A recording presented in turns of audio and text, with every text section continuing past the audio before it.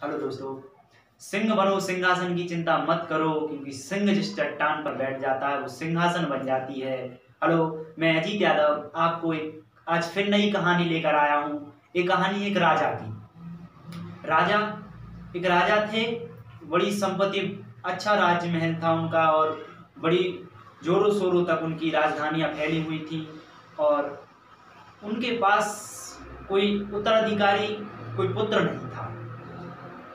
तो वो सोचते हैं कि पुत्र चाहिए, उत्तराधिकारी चाहिए, तो वो नगर में घोषणा करवाते हैं कि राजा को एक अच्छे संस्कारी और जो राजा और प्रजा को खुश रख सके ऐसा एक उत्तराधिकारी चाहिए। अच्छे बड़े बड़े रईस, बड़े बड़े मंत्रियों के पुत्र आते हैं और राजा से मिलते हैं। वहीं पर उसी राज्य का एक मध्यवर्गीय एक लड़का अपने घर पर कहता है कि मैं भी जाऊंगा और राजा से मिलूंगा। तो उसकी माँ बोलती है, बेटा अपन कहाँ, तेरे पास कपड़े नहीं हैं और तू कैसे जाएगा राजा से, तेरे को थोड़ी राजा बना देंगे वो। तो वो बोलता है, नहीं माँ, मैं उससे मिलने जाऊंगा राजा जी से। तो वो अपने पिताजी के कोट की जो कमीज होती है उसको पहन कर जाता है।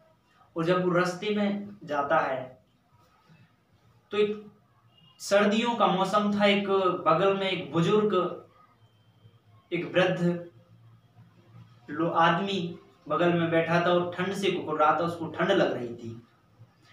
उसने देखा तो और उसने अपनी जो पहने हुए थे उसको दान कर दी, उसको पहना दी अपनी, और वहां से चला जाता है। वहां पर वो राजा, जब वो राजमहल में पहुंचता है तो वहां के मंत्रियों से बात करता है कि मुझे राजा से मिलना है। मंत्री बोलते हैं कि हाँ बढ़िया, उसको आदर, यानी अलग ही जो प्रतीक्षालय होते हैं, यात्री प्रतीक्षालय, उन पर उसको भोजन करवाया। और शाम के समय जब वो राजा से मिलने जाता है तो जैसे ही वो राजा के कमरे में पहुंचता है, राजा के कक्ष में प्रवेश करता है, तो वो देखता है कि वही राजा हैं, तो वही आदमी हैं जो मुझे रास्ते में बैठा हुआ मिला था, जिसको मैंने अपनी कमीज दान की थी। और राजा उसको देखते ही अपना राज्य का उत्तराधिकारी बना देते हैं।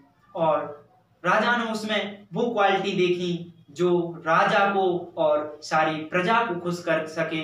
उसमें अपने को कुछ करने की चिंता ना देखकर राजा ने उसको उत्तराधिकारी बना दिया और ऐसे उसका राज चला, उसने राज्य चलाया।